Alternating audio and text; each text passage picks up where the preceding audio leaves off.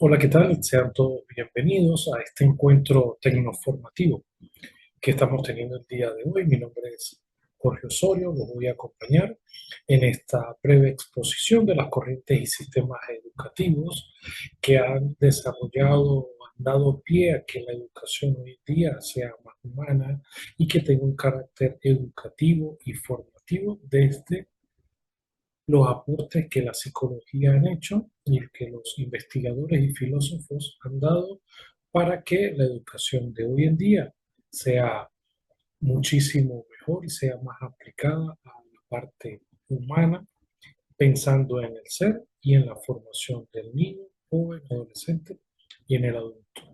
Bien, eh, bueno, en esta asignatura de educación y psicología, lo que es la maestría de doctorado en educación del Instituto de Estudios Superiores de Investigación y Posgrado, voy a acompañarlos en este breve repaso sobre los aportes que el filósofo Vygotsky hizo para la educación desde la psicología, ¿sí?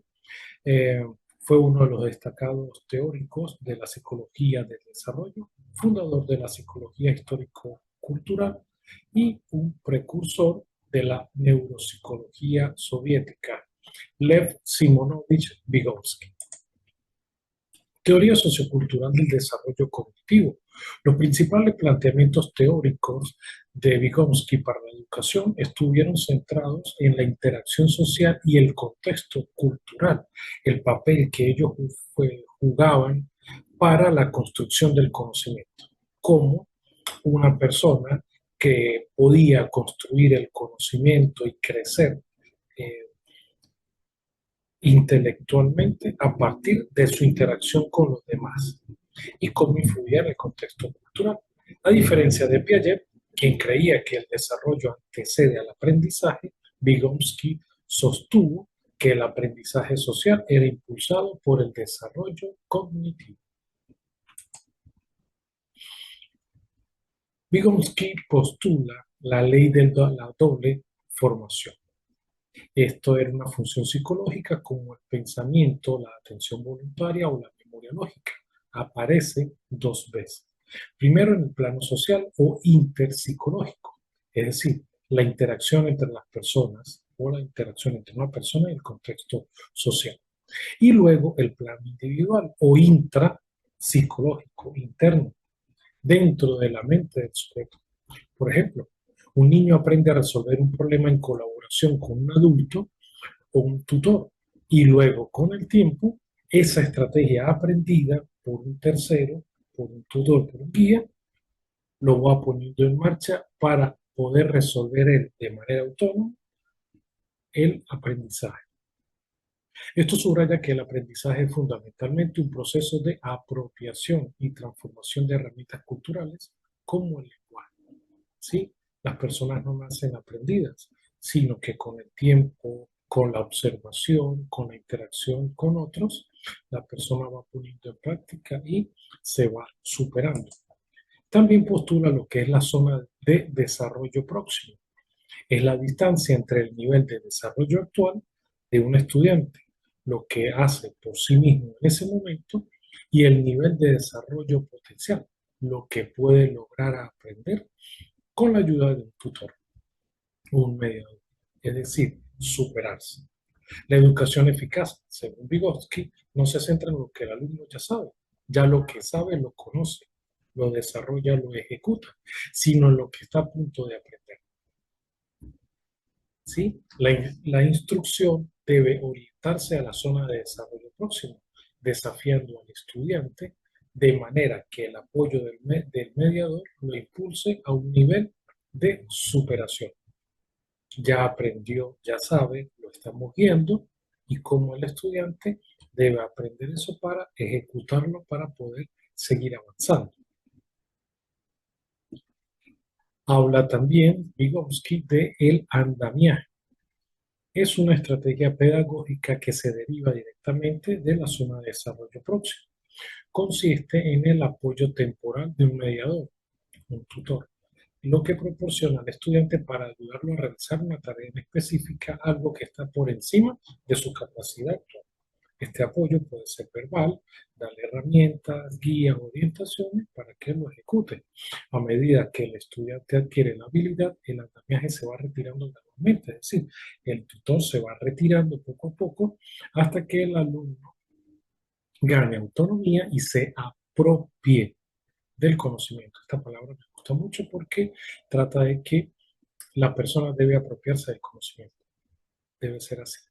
Por ejemplo, en mi caso, que tengo la experiencia a nivel de educación, he tenido es con jóvenes de bachillerato o acá en Argentina, conocido como eh, secundaria, y en caso de universitario también tuve la experiencia, es que yo uno de los ejemplos que le colocaba a los estudiantes de periodismo era que en el espacio de aprendizaje les colocaba, los enseñaba cómo hacer redacciones, a cómo hacer entrevistas y luego les decía, bueno, ahora pónganlo en práctica.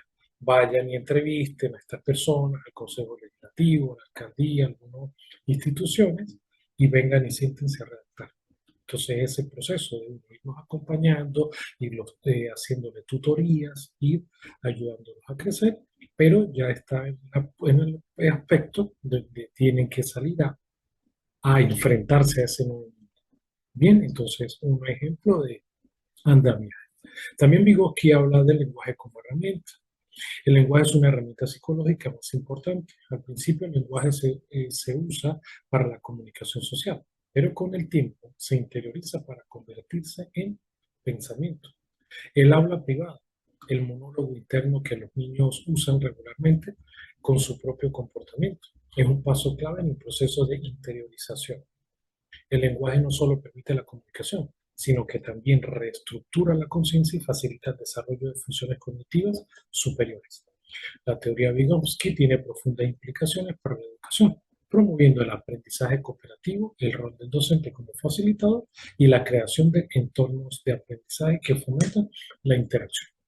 Esto es muy importante que los jóvenes, nosotros como tutores, como docentes, los acompañemos,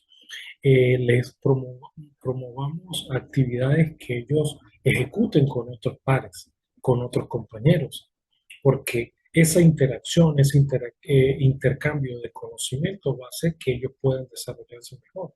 Y esto está muy bien que desde el tiempo de Vygotsky hasta hoy en día esté impecablemente se siga realizando. La educación en el siglo XXI, la interacción social.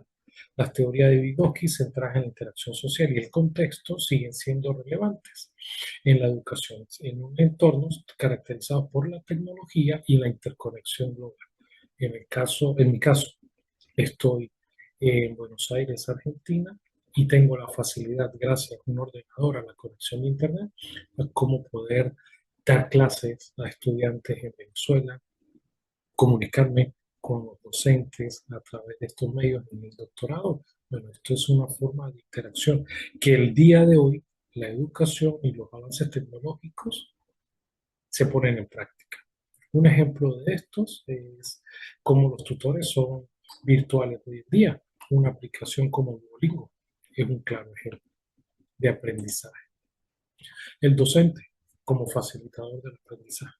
El rol del docente es en un lugar debe ser el rol del docente, disculpe, en lugar de ser un mero transmisor de conocimiento en la actualidad, es un facilitador del aprendizaje. Diseña entornos y actividades que fomenten la colaboración y la construcción conjunta del conocimiento. Facilita las herramientas. Esto se manifiesta en las metodologías activas como el aprendizaje basado en proyectos, donde los estudiantes trabajan en conjunto para realizar y resolver actividades reales que le van a ayudar a facilitar, no solamente para la asignatura, sino poner en práctica en su vida. Y finalmente hablamos de las experiencias previas, de lo que hablaba Vygotsky, sobre el currículo y las estrategias pedagógicas deben reconocer y valorar los saberes de experiencias previas de los estudiantes, utilizando su contexto cultural como punto de partida para el aprendizaje nuevo de conceptos. Al vincular el conocimiento escolar en la vida real y la cultura de los estudiantes, hace que el aprendizaje sea más significativo, promoviendo una educación más equitativa e inclusiva.